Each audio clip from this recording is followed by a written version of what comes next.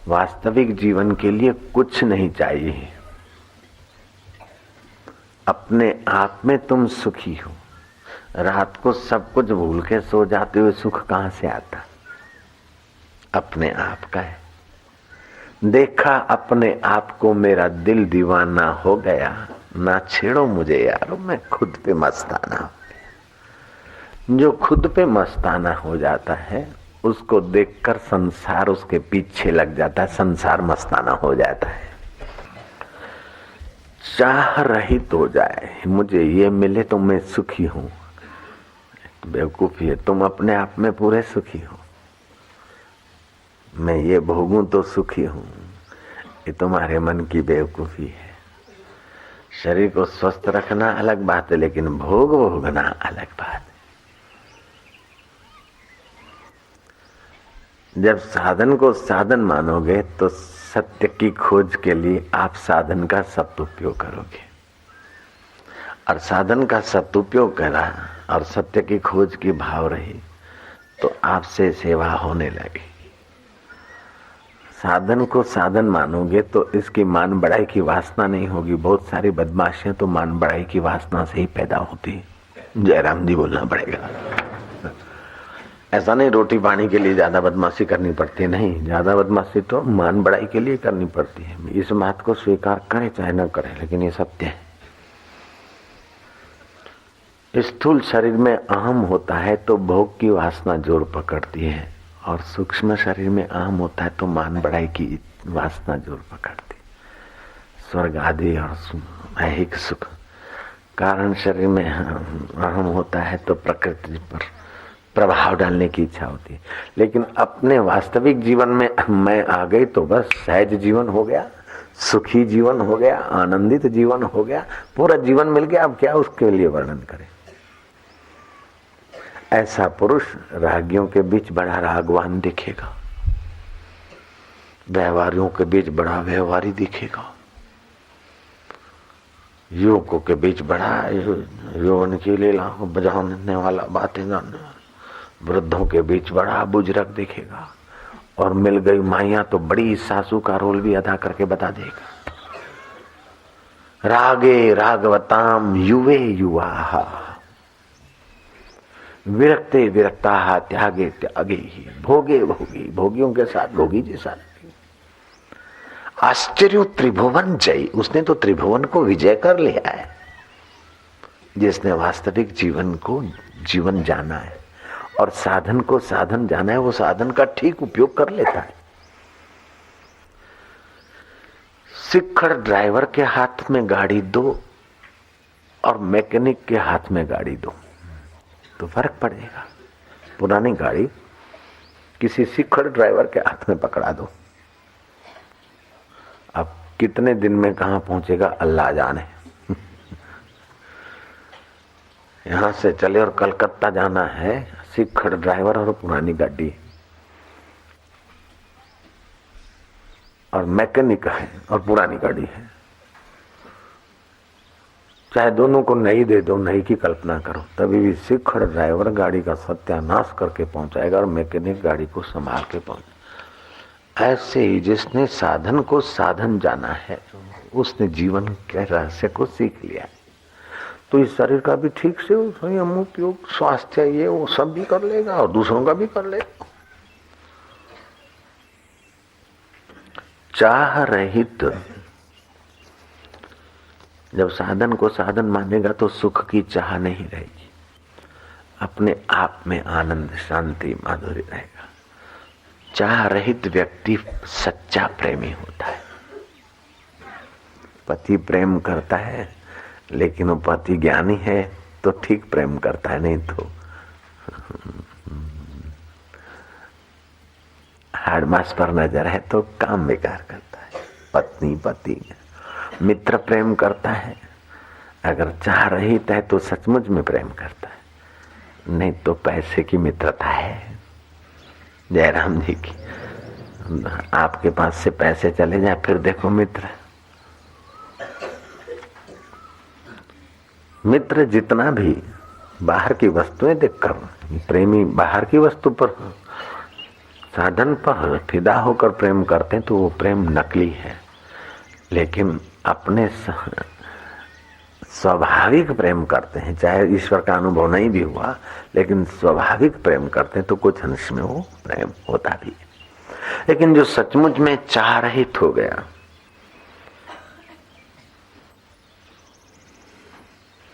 वह पूर्ण प्रेम कर सकता है। उसकी डांट फटकार में भी पूर्ण, डांटेगा तो भी पूरा, वो क्योंकि पूर्णता से जी रहा है। रमण महर्षि के पास एक पंडित आया, कोई सवाल किया, जवाब दे दिया, फिर दूसरा सवाल किया, जवाब दे दिया, फिर तीसरा अनर्गल सवाल करता गया। उस युवक पंडित को ये अहम था कि महर्षि के सामने जो उनके शिष्य बैठे उनको मैं दिखाऊं कि मैं भी कुछ हूं। तो साधन बुद्धि थी उसकी, साधन को मैं मानकर अपना प्रभाव जमा रहा था। महर्षि ने देखा, एक बार दो बार तीन बार, फिर देखा कि मानेगा, तो क्या समझता, उठाया डंडा, उठाया डंडा महाराज। और पंडित ने देखा ये रूप, ये भी हो सकता है, पंडित कल्पना नहीं कर सकता। पंडित भागा, आगे पंडित और पीछे रमण महर्षि। भागाते भागाते खदेड़ते खदेड़ते उसको ऐसा दूर पहुंचा दिया। फिर आकर रमण महर्षि ने डंडा रखा और बैठे। लेखक लिखता है कि उस दिन उनके जीवन में जो आनंद था, विशेष प्रसन्नता थी, वो कुछ निराली थी।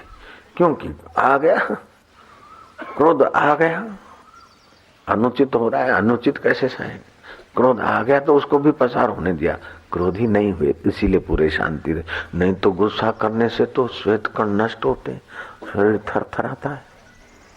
ऐसे भी शरीर के जीवन कण निकलते रहते हैं, श्वेत कण। लेकिन जो साधन को साधन मानकर अपने को मैं की तरफ लगाता है, उसके संकल्प विकल्प कम होते हैं तो श्वेत कण कम निकलते हैं, वो लोग स्वास्थ्य ऐसे ही पा लेते हैं। लेकिन जो साधन को मैं मानता है, ये करो वो करो वो करो, फत फत फत फत, उसके श्वेत कण ज्यादा निकलते। फिर उसको स्वास्थ्य के लिए न जाने कितने कितनी टॉनिकों की गुलामी, कैप्सूलों की गुलामी, इंजेक्शनों की, और क्या क्या करना पड़ता है, फिर भी बीमार। और जो क्रुद्ध होते हैं उनके श्वेत कण तो इतने अधिक मात्रा में निकलते, वो निकलते तो वैसे भी रहते थोड़े थोड़े, लेकिन इतने तेजी से निकलते कि वो थरथराते निकलते, तो उनकी थरथराहट ही उसके शरीर में दिखती है। जो अति क्रोधी होता है तो कैसे थरथराता है, तो ये श्वेत कण बहुत तेजी से निकलने, इसलिए थरथराहट होती। तो बहुत सारी बीमारियां साधन को मैं मानने से होती है, और बहुत सारे सुख जीवन को मैं मानने से अपने आप उभरते हैं। जिसने आत्मा में, परमात्मा में अपनी मैं बुद्धि अथवा ईश्वर प्राप्ति की वृत्ति बनाई, उसको स्वास्थ्य अंदर की प्रसन्नता से स्वास्थ्य के कण बनते रहते, मिलते रहते। उसको सुख अपने आप का मिलता है, और बुद्धि में नित्य नवीन ज्ञान उभरता रहता है, नित्य नवीन रहस्य प्रकट होते रहते। और जो साधन को मैं मानता है, उधर के तरफ अत्यंत लापरवाह है, उसको सुख के लिए न जाने क्या क्या करना पड़ता है। यहाँ तक कि कई लोग शराब, कबाब, ये वो, व्यभिचार, दुराचार, ये यहाँ तक कि अपनी पत्नी बदलना, अपना पति बदलना, फैशन बदलो, ये करो वो करो, फिर भी वे बेचारे ज्यादा दुखी अशांत देखे गए। उनको स्वास्थ्य तो कैप्सूलों और टॉनिकों से भीख मांगना पड़ता है, और सुख क्लबों से और शराबों से और कबाबों से भीख मांगना पड़ता है, और ज्ञान पोथों थोथों और किताबों की रटारटी का अंदर में रिजर्व रखना पड़ता है। और बड़ा मंजी मंजी भाषा ये वो करके लेख लिख के भी आते, फिर भी बोलते बोलते कुछ न कुछ में हो जाता है, और कोई खास इतना प्रभाव नहीं पड़ता। जो स्वाभाविक बोलते तो अनजाने में भी जीवन के करीब होते हैं, तो बड़ा अच्छा लगता है। अनजाने में भी आप साधन की अहंता और ममता से कुछ अनजाने में भी बचे होते हैं तो आपके द्वारा बड़ा अच्छी बात आती है, बड़ा अच्छा व्यवहार हो जाता है। नहीं तो ये क्या करेगा, इसको करो संभल के करते तभी भी गड़बड़ हो जाती। कोई लोग ऐसे संभल के बोलते हैं तभी भी कुछ, और जो कई ऐसे हैं स्वाभाविक बोलते हैं सच्चाई से, उसका बड़ा प्रभाव पड़ता है।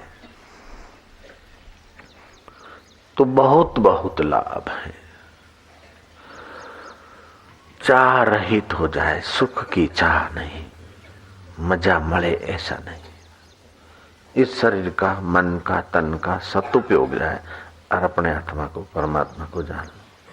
अगर जान लिया तो चाह रहित हो गया। चाह रहित हुआ वो प्रेमी होता है और दुनिया में प्रेम ही राज्य करता है।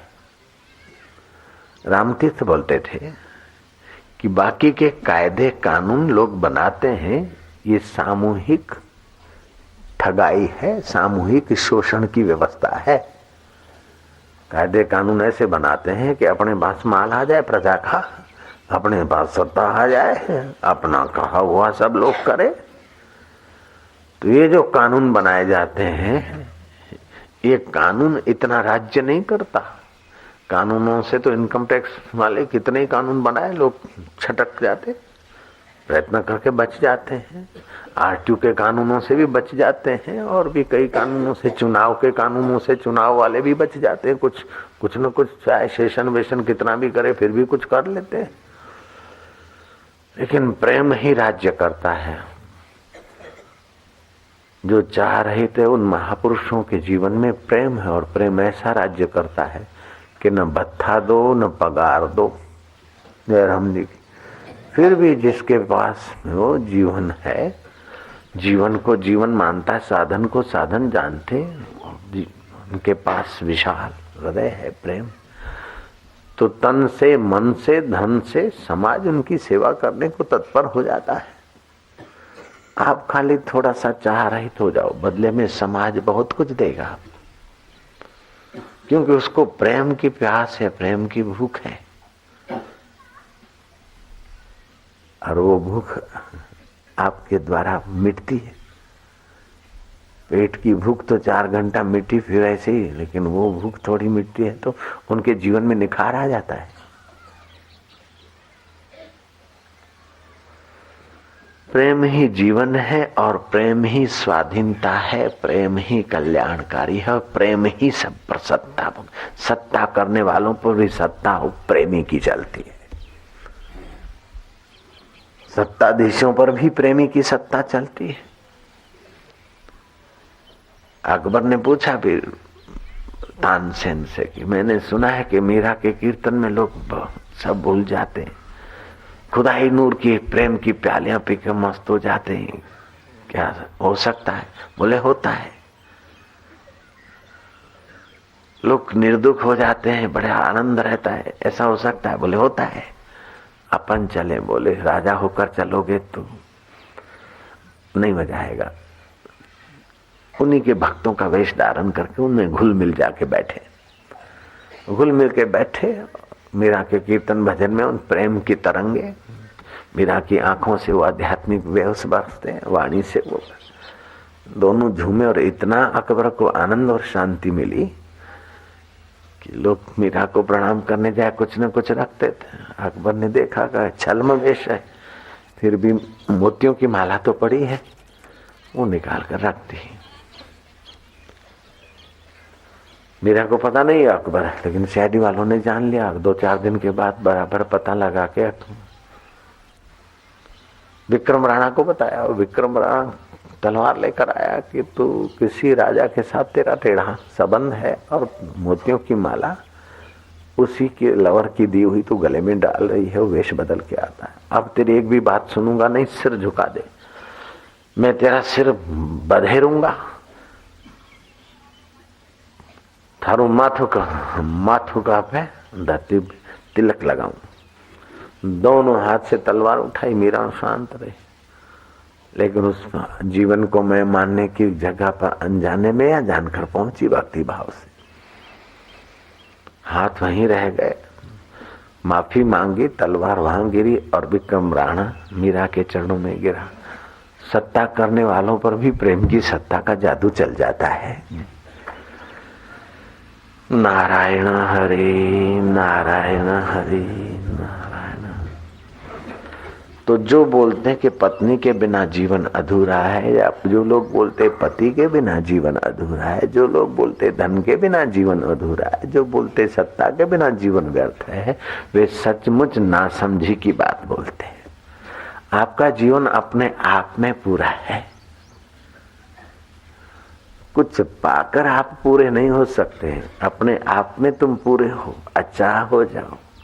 अचाह होने के लिए तन का, मन का, बुद्धि का बहुजन हिताय सदुपयोग करो, तो आपकी चाह बहुतों की चाह पूर्ण करने में लग जाएगी, आपकी चाह चली जाएगी।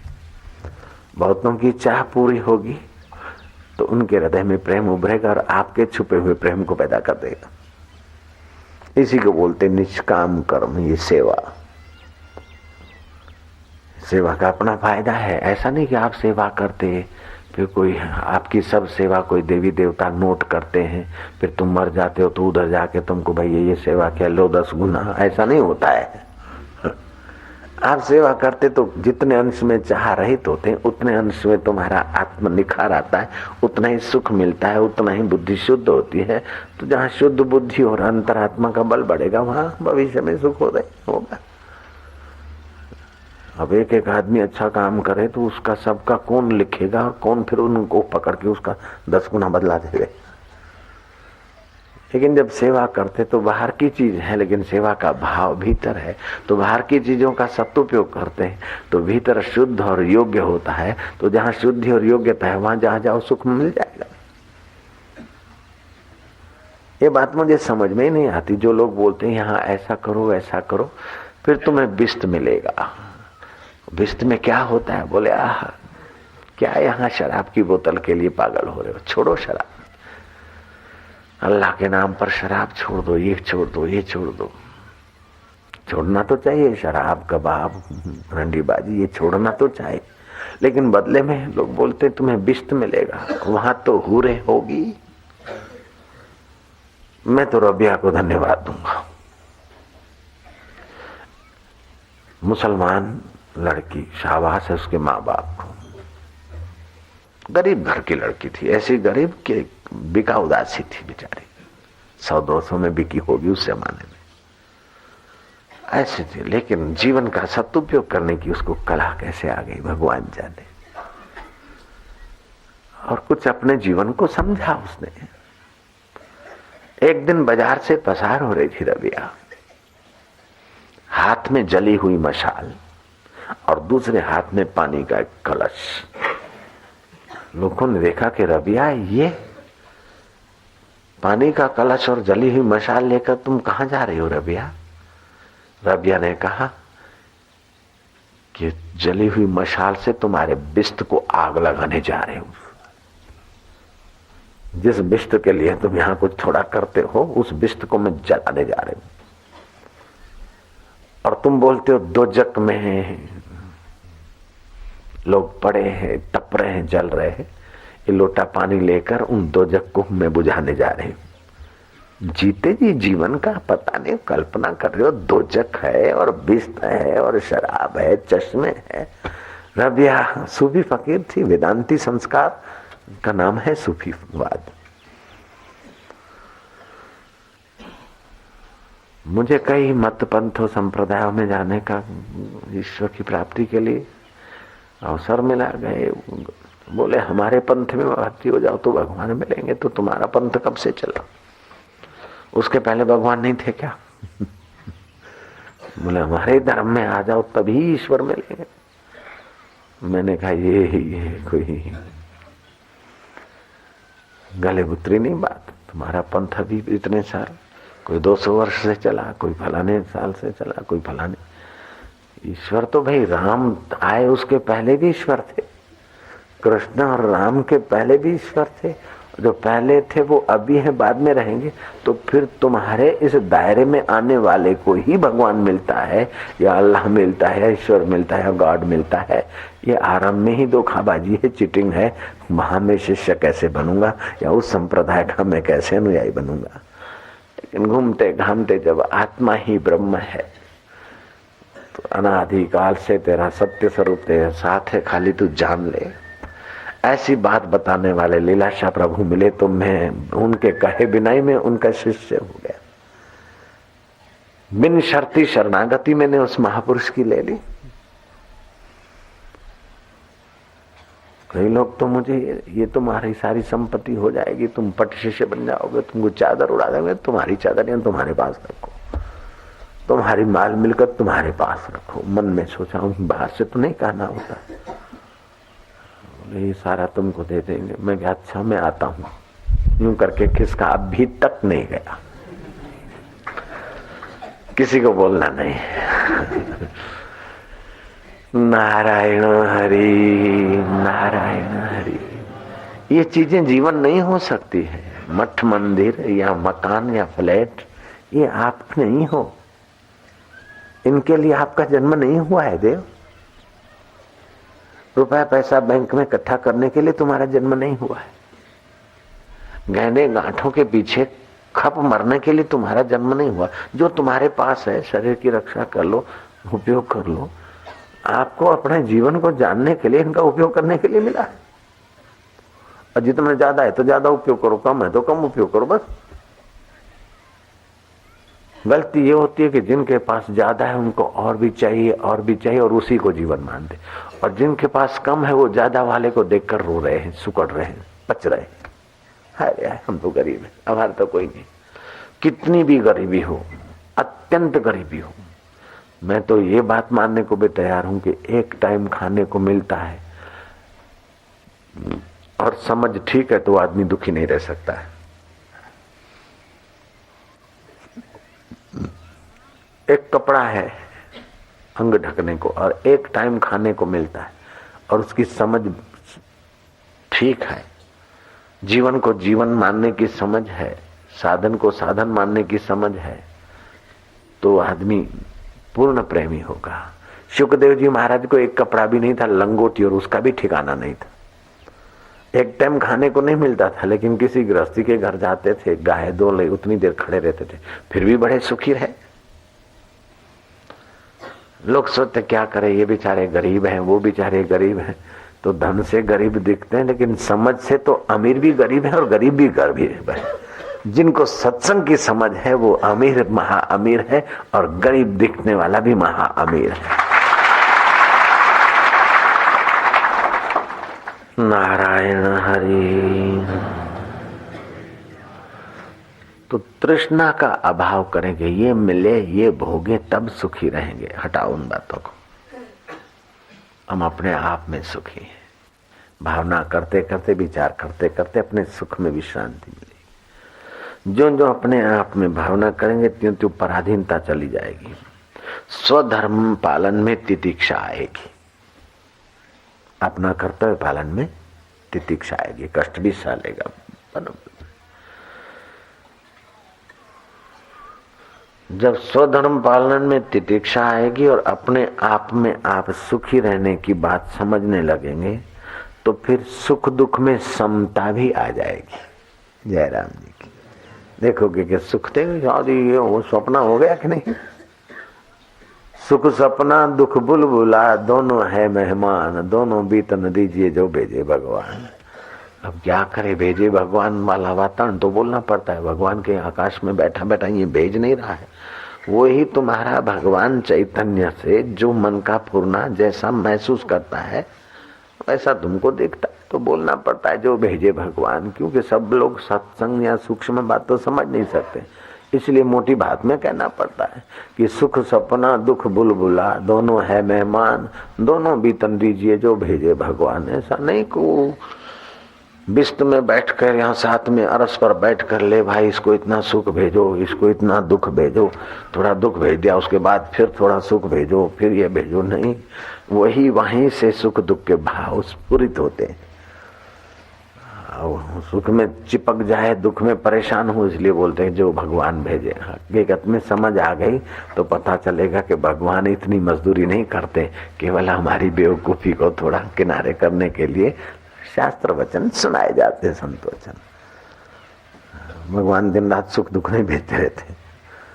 सुख दुख के भाव तुम्हारे स्फुरित होते हैं, उस भगवत सत्ता से, चेतना से तुमको दिखते हैं, इसलिए बोलते हैं भगवान भेजा। नहीं तो कल्पना किसकी करो भाई, कोई सेठ भी भेज रहा है तो नहीं मानोगे, कोई ऑफिसर भेज रहा है सुख दुख, ये तो नहीं मानोगे। अगर मान लिया तो उससे राग द्वेष होगा, और ज्यादा दुखी होगा और ज्यादा परेशान हो गए। चलो भाई भगवान भेजते हैं जो भगवान भेजता है। इस भाव से भी भगवान का भाव आया तो भगवान कौन है, कहाँ है, उसको भी कभी पहचानने की रुचि होगी। उसको पहचानने की रुचि होगी तो किसी जगे हुए महापुरुष के द्वार तक पहुंचेंगे, रहस्य खुलने लगेगा। देर सगे नारायण हरि नारायण हरि नारायण हरि। जब सुख दुख में सम होने की स्थिति बढ़ती रहेगी तो शास्त्र अध्ययन, जप, कीर्तन आदि में भी रस आने लगेगा, और उनमें रस आएगा तो सुख दुख में समता भी आती रहेगी। एक दूसरे के पोषक है। तो जब सुख दुख में समता बढ़ने लगेगी अथवा शास्त्र अध्ययन, जप, तप, कीर्तन, सेवा में रुचि होने लगेगी तो विषय वासना के तरफ बहता हुआ मन थोड़ा कुछ वश होने लगेगा। वश होने लगेगा तो क्या होगा कि नित्य जीवन के तरफ अनजाने में भी आराम मिलने लगेगा। फिर लगेगा कि बड़ी बड़ी सुविधा और बड़े बड़े आडंबर से जीने वाले भले बाहर से सुखी दिखते हैं, लेकिन उनका ऊंचा पद और ऊंचे अधिकार और ऊंचा आडंबर हास्यास्पद लगेगा। साधक को विचारो કેટલું કરે છે ત્યારે સુખ માટે વિચારો। साधक तो ऐसे ही यहाँ बैठा हुआ सुखी है, उसको तो बेचारे को बैठने के लिए भी ये चाहिए, खाने के लिए भी वो चाहिए, तब भी क्या पता कितनी देर सुखी रहे। मजे की बात है कि ऐसे जो लोग हैं साधनों से सुखी होने वाले, वो साधकों को बेवकूफ मानते। जो महाबेवकूफ होते हैं वो भक्तों और साधकों को बेवकूफ मानते कि ये बेचारे तो ये तो धरती पे बैठे हैं, तो क्या क्या कोई लाइफ नहीं। हमारी लाइफ देखो टाई है, ये है, आई एम समथिंग। हम तो जाते मजे से क्लब में, ये बढ़िया गाड़ी है, वो है, वो है, लेकिन जरा बढ़िया गाड़ी में पंचर पड़ जाए तो खोपड़ी में और हृदय में भी ऐसे ही बढ़िया भारी पंचर पड़ जाता है। साधक की गाड़ी में पंचर पड़ा तो कोई बात नहीं, स्पेयर लगाओ, नहीं है तो कोई बात नहीं, बैठे हैं यहाँ, क्या फर्क पड़ता है। जरा आगे आ गया भाई बैठा थे खटारे में, ले अभी तो कार में बैठा थे खटारे में, कोई बात नहीं। पूरे है वो मर्द जो हर हाल में खुश है। मिला अगर माल तो उस माल में खुश है, हो गए बेहाल तो उसी हाल में खुश है। कोई जब ऐसा आता है और यहाँ सेवाधारी जरा सा, हाँ बापू तो बहुत अच्छे हैं लेकिन सेवाधारी बड़े बदमाश, इंसल्ट कर देते हैं, इंसल्ट। लेकिन जो साधक है एक बार इंसल्ट क्या 10 बार हो गई भाई, ये तो धक्का मुक्की में होता रहता है, चल है मजे में। उसको तो जरा सी हुई तो वो खोपड़ी में लेके बैठेगा। अरे चलो भाई कोई बात नहीं, व्यवस्था में होता रहता है, चलो। तो कितना स्वतंत्र हो जाता है आदमी। जो साधन को मैं मानता और साधनों से औरों से सुख लेना चाहता है, उसको तो कितना कितना मेहनत मजूरी करनी पड़ती है। जरा मिला हाँ, और जरा चला गया तो हाय हाय, उसको तो भाई ठीक है चलो। रात को बिछा दिया खुले में पढ़े तो पढ़े, तमु में पढ़े तो पढ़े, इधर पढ़े तो नहीं आ गया। एक महात्मा के पास गया भगत के, महाराज में बहुत दुखी, खूब रोया उसने। महाराज ने कहा क्या दुख है? बोले महाराज दुखी दुख है। तो बोले भाई क्या है आखिर? बोले ये दुख है, वो दुख है, वो दुख है। उसने तो अपना दुख का ऐसा दास्तान सुनाया। महात्मा ने कहा कि इसको आशीर्वाद की जरूरत नहीं है, समझ की जरूरत है। जयराम जी की इसको बोलूं कि बैठ के माला जप, नहीं, समझ की जरूरत है। महात्मा ने कहा देख भाई, मैं तेरे सारे दुख मिटाने का वचन करता हूं, सब दुख मिटा दूंगा, लेकिन दक्षिणा थोड़ी सी दे दे। बोले महाराज कहो कितना पैसा देना पड़ेगा? बोले कोई ज्यादा नहीं, सुखी आदमी की पुरानी जूती, पहनी हुई जूती, बस। सुखी आदमी की जूती, उसके बदले में उसको तो नई दिला दे, दूसरी दिला, सेकंड हैंड जूती जो पहनता है सुखी आदमी। सुखी आदमी की जूती ला दे, मैं तेरे सारे दुख मिटा दूंगा। सोचा सुखी सुखी सुखी फलाना सेठ गए, सेठ के पास, सेठ जी माफ करना, ये जूती आपकी ले लेता हूँ, बदले में नहीं लाते देता हूँ, मेरे को चाहिए। क्यों? बोले आप सुखी आदमी। सेठ बोलता है मैं और सुखी? उसने अपनी दास्तां सुनाई, लड़का कहना नहीं मानता है, पत्नी का शरीर फैटी हो गया, मेरे को डायबिटीज है, इनकम टैक्स का प्रॉब्लम है, पार्टनर से खटपट चल रही है, तो मेरे को सुखी मानता है, पागल। और लंबी चौड़ी दास्तां सुनाई। को लगा कि अरे मैं आज तक समझता था कि बड़ा सुखी है, भागा। अब कहाँ जाऊं? ऐसे कई सेठों के पास गए और सबने अपनी ढपली, अपना राग, अपनी सुनाई। करते करते देखा कि शासन सुखी है, डिस्ट्रिक्ट मैजिस्ट्रेट है, उसके आगे लोग सलाम मारते, बोले साहब, कलेक्टर साहब, डीएम साहब, आपकी जुत्ती ले जाता हूँ। क्यों? बोले सुखी। बोले क्या सुखी? सचिव ने बदली कर दी, लड़के यहाँ पढ़ रहे, हमें वहां जाना पड़ता है, फलाना ढींगना, और मिसेस भी कभी कभी ऐसी सुना देती है, ये करो क्या, मैं सुखी? हमारा जीवन तो ऐसे ही भटकाऊ जीवन है। छोटे आदमियों के आगे हम बड़े साहब दिखते हैं, लेकिन हमारे ऊपर कितने सारे साहब सिर पर बैठे हैं। हम सुखी कैसे? ऐसे डीएम, हम बड़े साहबों के पास, कलेक्टर से फिर ऊंचे ऊंचे ऊंचे ऊंचे मिनिस्टर तक पहुंचा दो उसको कल्पना करके, और प्राइम मिनिस्टर तक पहुंचा दो। चलो उठाई नरसिंह राव की जुत्ती, बोले साहब आप सुखी हो?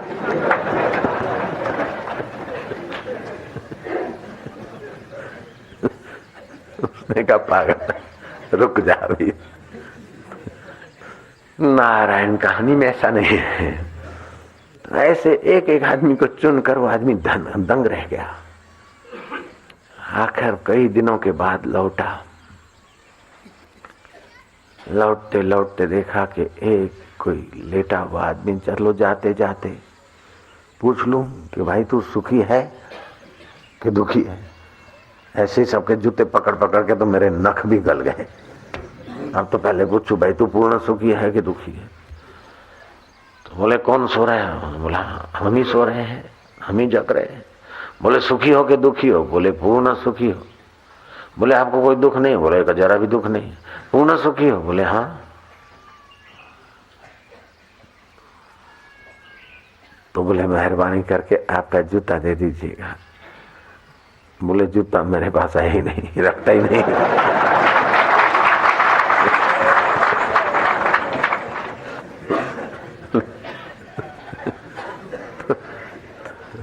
आपका मकान दिखाइए। बोले नहीं है।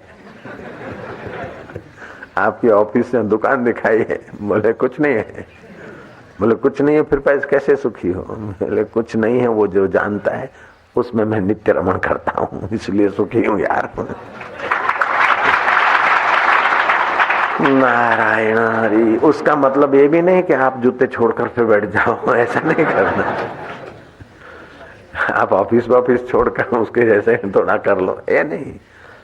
इशारा है उस नित्य जीवन के तरफ की प्रीति बढ़ जाए। अपने को अपूर्ण मत मानो, अपने को दीन मत मानो, अपने को हीन मत मानो, अपने को बड़ा मत मानो, अपने को छोटा मत मानो, अपने को दुखी मत मानो, अपने को सुखी मत मानो, अपने को नित्य नारायण स्वरूप अमर आत्मा का जानो और मानो, और उसी को जानने की कोशिश करो। दुख आए तो देखना कि दुख आया है, दुखी मत होना, बच जाओगे। सुख आए देखना सुख आया है, सुखी मत होना। हाँ हूँ कर लेना, लेकिन बोले ये सुख आया, हाँ हूँ कर रहे हैं, दुख आया हाय हाय कर रहे हैं, लेकिन ये हाय हाय मन कर रहा है, चेहरे पर भले शिकने आ रही, लेकिन उसको देखने वाला तो जो कहती हूँ है। देखा अपने आप को, मेरा दिल दीवाना हो गया, ना छेड़ो मुझे यारो, मैं खुद पे मस्ताना हो गया। ऐसा नित्य जीवन बढ़िया, बहुत बढ़िया है। इसमें अगर 3 मिनट भी रह ले तो सारे तीर्थों में उसने स्नान कर लिया, सारे उसने यज्ञ कर डाले, सारे तप उसने कर डाले, सारे पितरों को तर्पण कर दे दिया। ये ऐसी बात है। 3 मिनट के लिए उस परमेश्वरीय भाव में रहे, नित्य जीवन में रहते, इतना बढ़िया है। स्नातम तेन सर्वतीर्थम दातम तेन सर्वदानम कृतम तेन सर्वयज्ञम येन क्षणम मन्न ब्रह्म विचारे स्थिरम कृत्वा। उसके लिए सारी भूमि काशी, सारे दिन पूनम है, सारी वस्तु प्रसाद है। उसकी नजर पड़ते ही वस्तु की बाप की ताकत की वस्तु रहे वो प्रसाद बन जाती। जिसने नित्य जीवन में विश्राम पाया है।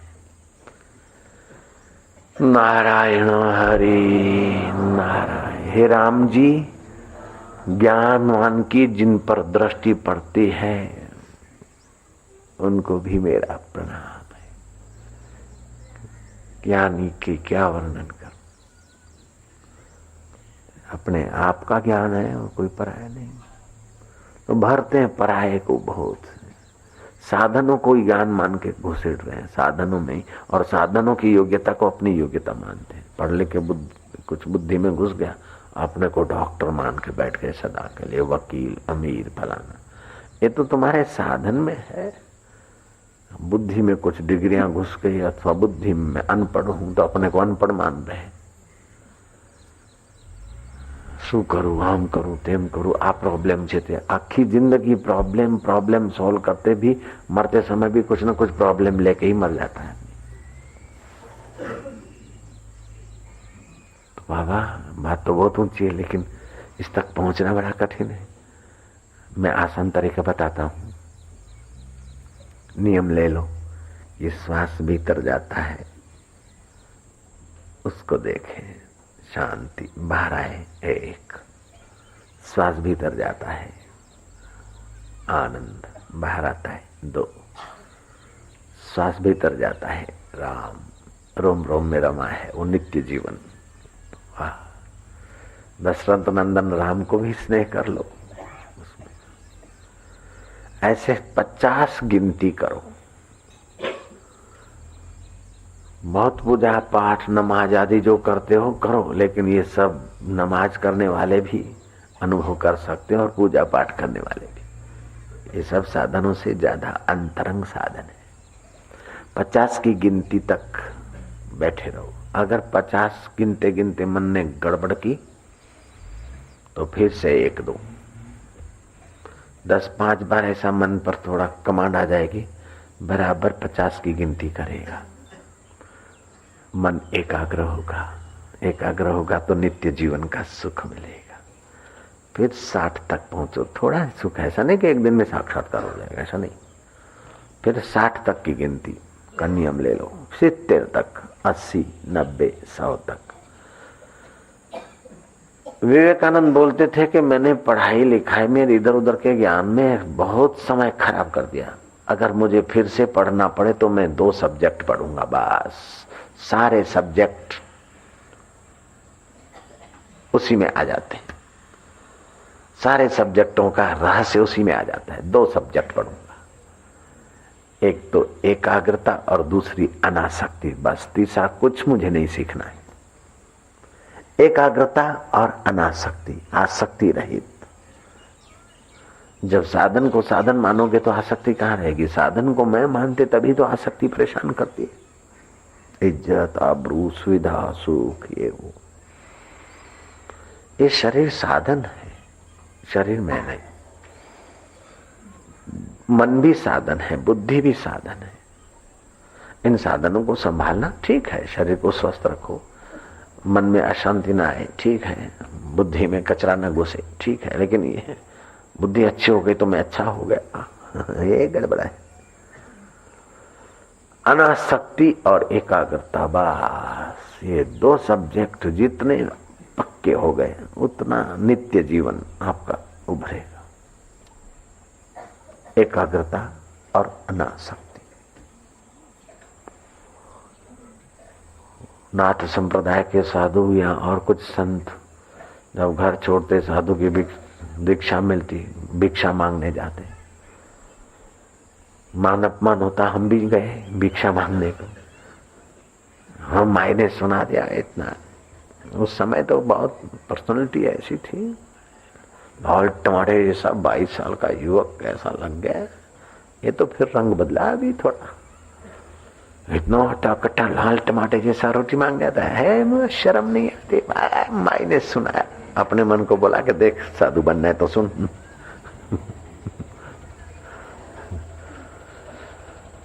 ऐसा नहीं था, खाने को नहीं था, लेकिन जानबूझ के ऐसी जगह पे जाता कि अपमान होता है तो कितना दुख होता है, देखो जरा। कभी कभार ट्रेन में पैसे होते हुए भी ट्रेन में बिना टिकट बैठ के टीटी के इर्द गिर्द जाता। टीटी अपमान करे तो क्या होता है देखो। तुम लोग ऐसा मत करना विदाउट टिकट। एकदम फकीरी करना, आजमाना है तो 1-2 बार कर लोगे तो उतने पैसे फिर अच्छे काम में लगा लेना। चलो, या तो फिर टिकट लेके फाड़ देना, गवर्नमेंट में पहुंच जाएंगे पैसे। गुरु को मनुष्य मानकर देह बुद्धि से तोलता रहेगा तो देर सबेर श्रद्धा में उतार चढ़ाव, साधना में उतार चढ़ाव, पतन होने की संभावना है। रामकृष्ण को किसी ने कहा कि तुम्हारे गुरु देखो फलानी जगह, तुमको तो काली माता के दर्शन होते थे, काली माता तुम्हारे हाथ से लेके खाती थी, फिर तोतापुरी के शिष्य बने और तुम्हारे तोतापुरी देखो फलाने गए ऐसे। बोले खबरदार, मारो गुरु कलाल खाने जाए, मेरा गुरु कलाल खाने जाए तो भी मेरा गुरु मेरे लिए नंद राय है। भगवान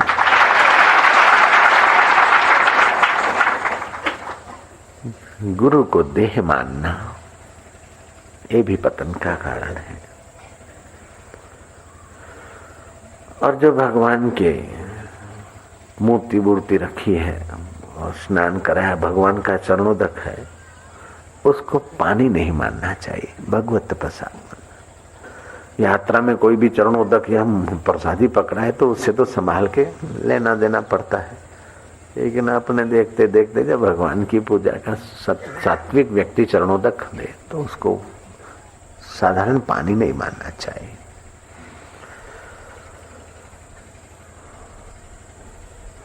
भगवत प्रसाद को अन्न मानना ये भी भक्ति मार्ग में पतन का साधन कारण माना गया। और साधु को किसी जाति पाति का मानना ये भी पतन का। साधु साधु है, संत संत है। जिसने नित्य जीवन को जाना है उसकी कोई जाति नहीं, जाति उसके साधन की है। उसके साधन के द्वारा वो सत्संग जो करें वो स्वयं कृपा करें तो उसका साधन भी आदरणीय है। अगर नात जात के बोलबाला था उस समय की बात है, अगर भरतरी गोरखनाथ की जाति मानते या देखते तो राजा भरतरी महापुरुष नहीं बन सकते थे।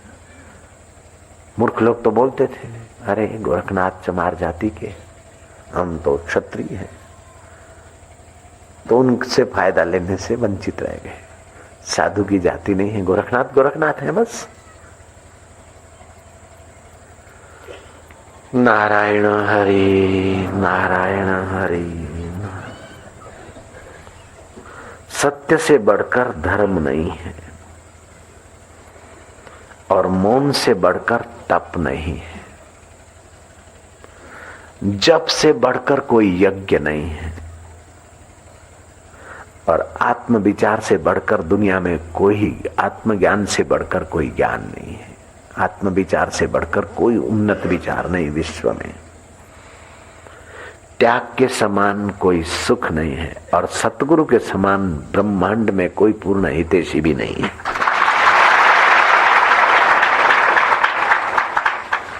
सतगुरु कहो भगवान कहो, मूर्ति दो देखते बात एक ही है।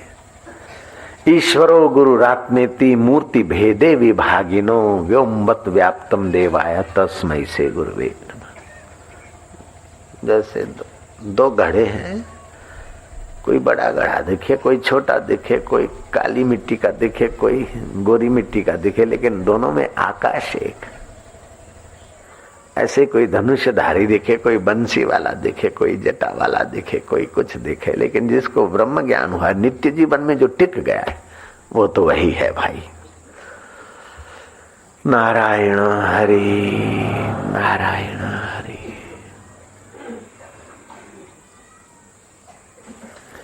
इस नाशवान देह को मैं मानते हैं और उपलब्धियां होती है तो मेरी मानते हैं।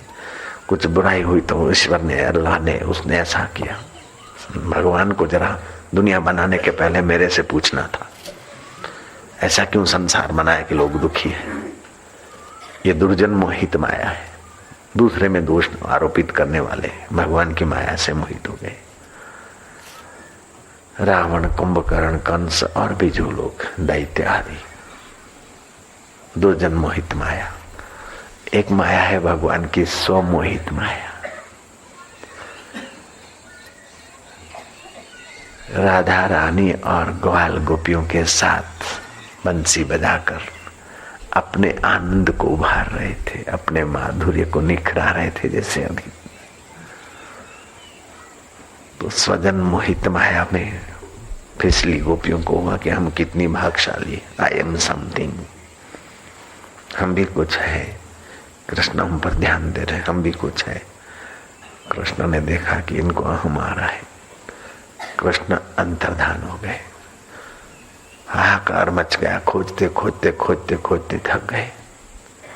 आखिर एक गोपी वहां जा पहुंची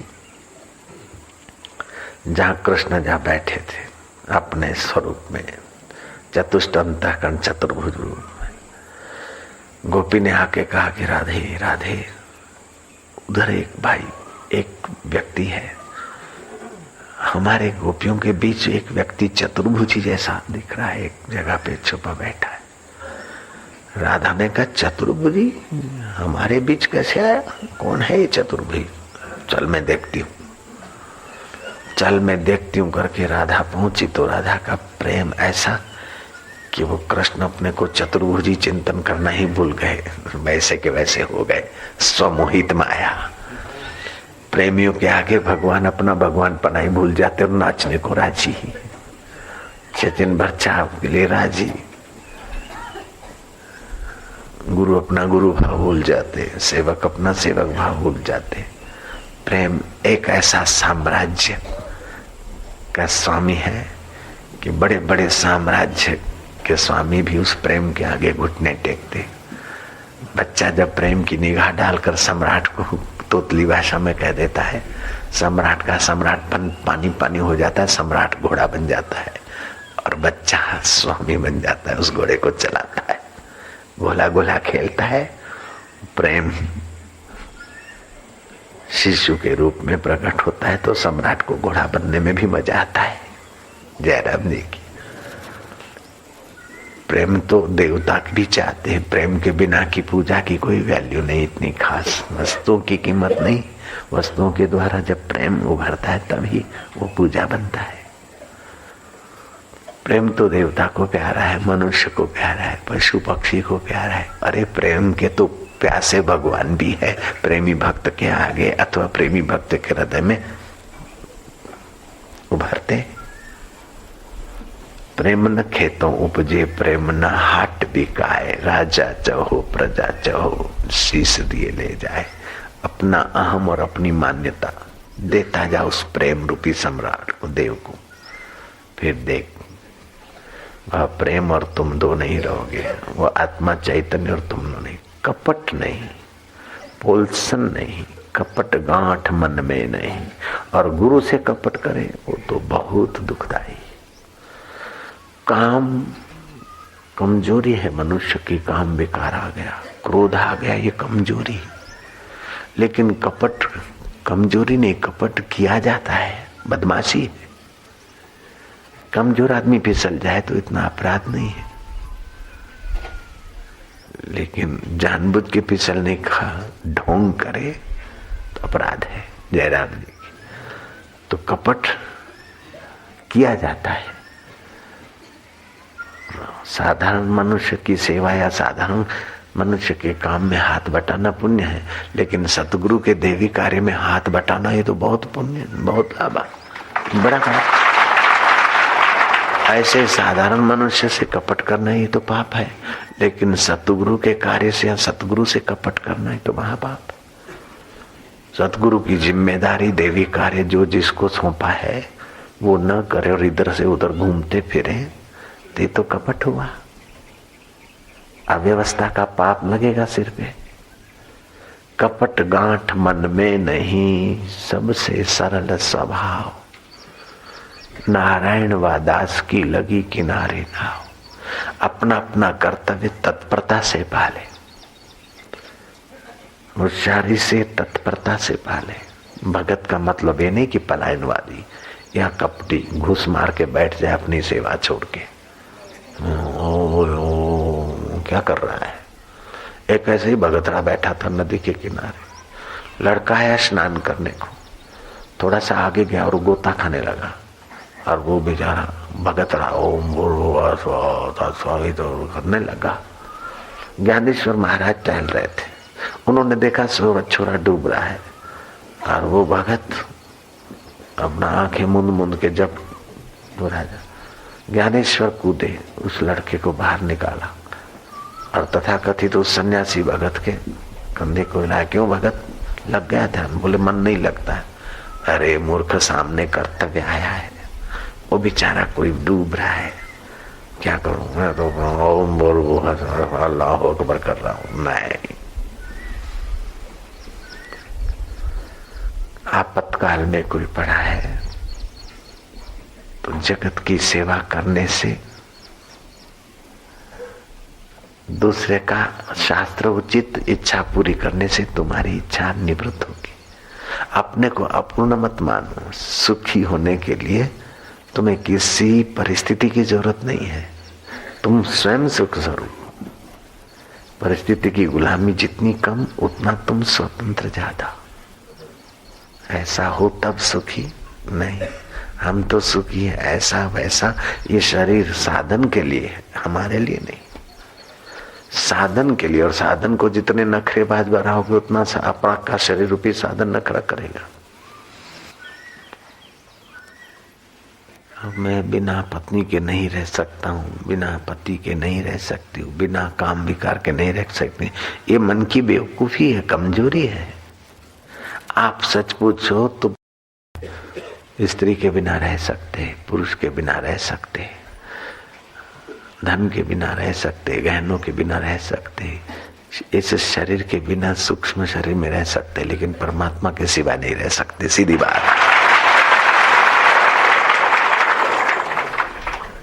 स्व के बिना नहीं रह सकते। जिसके बिना रह नहीं सकते उसका पता पालो, और जिसका सदुपयोग करना है उसको सदुपयोग का ही साधन समझ लो। बस तन का, मन का, बुद्धि का, जीवन का सदुपयोग करना। मतलब हमारा मन सदा भगवान में लगा रहे। भगवान में ही आनंद है, भगवान में ही रस है, भगवान में ही माधुर्य है। ऐसा कोई उपाय बताओ कि हमारा मन सदा उसमें लगा रहे। गुरु ने कहा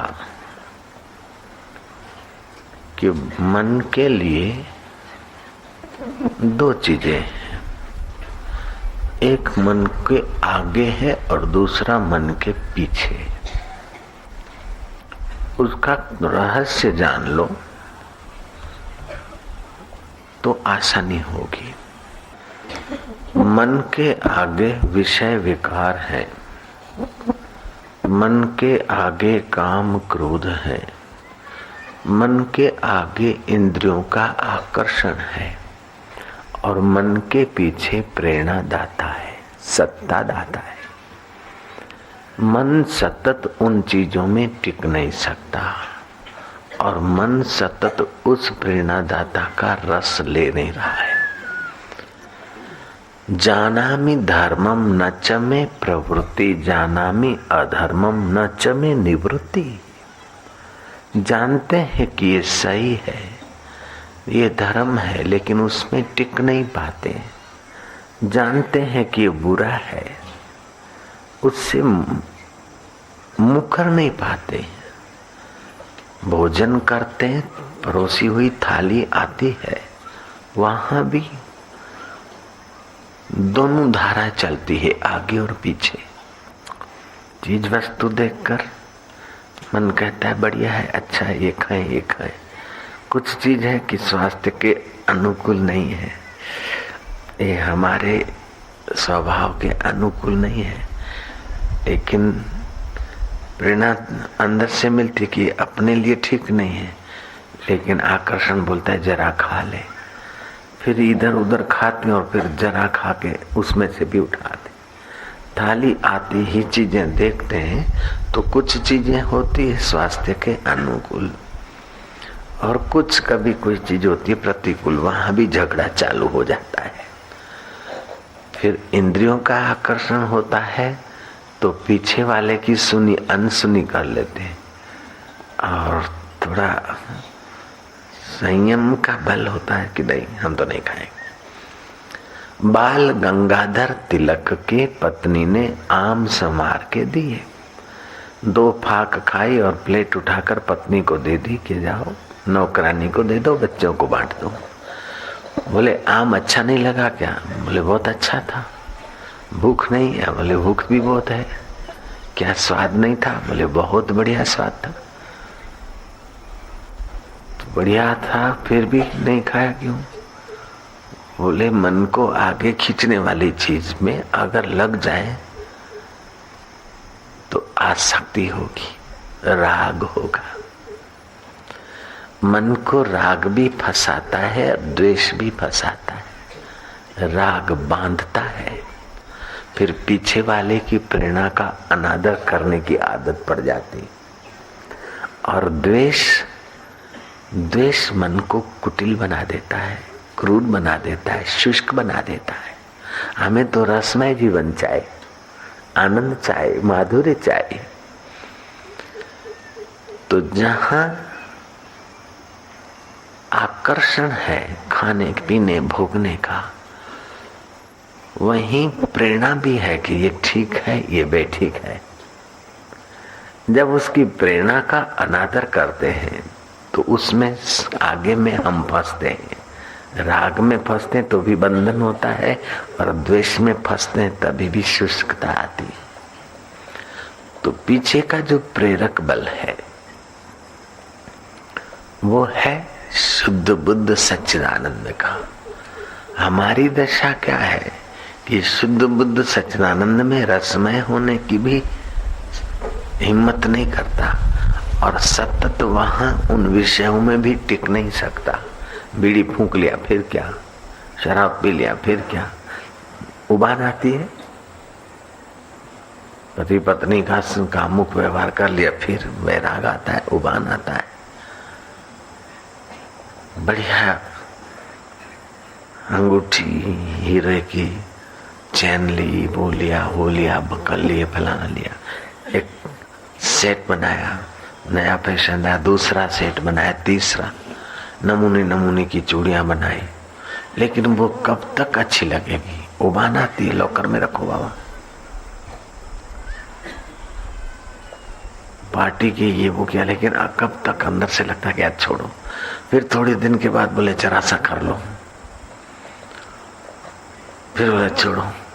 तो छोड़ो कर लो, छोड़ो कर लो, छोड़ो कर लो, इसमें पूरा जीवन पूरा हो जाता है।